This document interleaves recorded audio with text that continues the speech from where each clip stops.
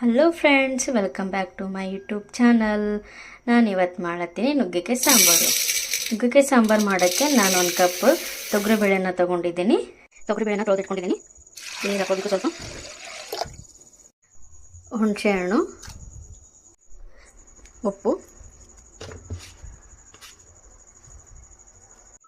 ಅರಿಶಿನ, ಸ್ವಲ್ಪ ಅರಿಶಿನ ಹಾಕೋತಿದ್ದೀನಿ. ಸ್ವಲ್ಪ ಚೆನ್ನಾಗಿ ಮಿಕ್ಸ್ ಮಾಡಬೇಕು. ಮುಚ್ಚಳನ ಮುಚ್ಚಿ 3 ವಿಸಿಲ್ ಬರೋವರೆಗೂ ಬಿಡಬೇಕು.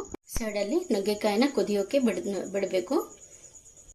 ಸೈಡಲ್ಲಿ ಮಸಾಲೆಗೆ ರೆಡಿ ಮಾಡ್ಕೋಬೇಕು. ಹಸಿಮೆಣ್ಸಿನ್ಕಾಯಿ ಪೇಸ್ಟ್ನ ಮಾಡ್ತಾ ಇದ್ದೀನಿ. ಸ್ವಲ್ಪ ಉಪ್ಪು ಹಾಕ್ಕೊಂಡಿದ್ದೀನಿ. ಹಸಿಮೆಣ್ಸಿನ್ಕಾಯಿ 4-5, ಆಮೇಲೆ ಕೊತ್ತಂಬರಿನ ಹಾಕ್ಕೊಂಡಿದ್ದೀನಿ. 1 ಬೆಳ್ಳುಳ್ಳಿನ ಹಾಕೋತಿದ್ದೀನಿ. ಈ ರೀತಿ ಪೇಸ್ಟ್ನ ರೆಡಿ ಮಾಡ್ಕೋಬೇಕು. ನೋಡಿ, ನುಗ್ಗೆಕಾಯಿ ಬೆಂದಿದೆ.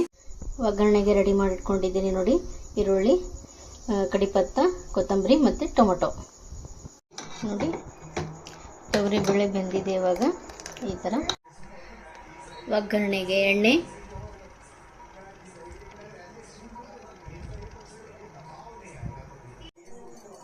ಸಾಸಿವೆ,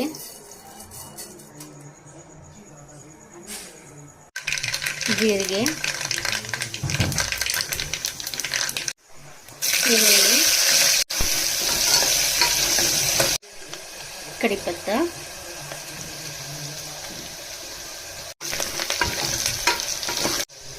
ಟೊಮೊಟೊ, ಕೊತ್ತಂಬರಿ.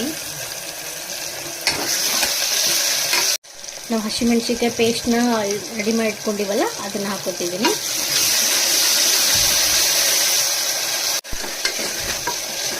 ನುಗ್ಗೆಕಾಯಿ ಬೇಯಿಸ್ಕೊಂಡು ಇಟ್ಕೊಂಡಿವಲ್ಲ, ಅದನ್ನು ಹಾಕೋತಿದ್ದೀನಿ.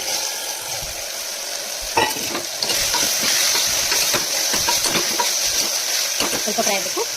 ತೊಗರಿಬೇಳೆ ಬೇಯಿಸ್ಕೊಂಡು ಇಟ್ಕೊಂಡಿವಲ್ಲ, ಅದನ್ನು ಹಾಕೋತಿದ್ದೀನಿ.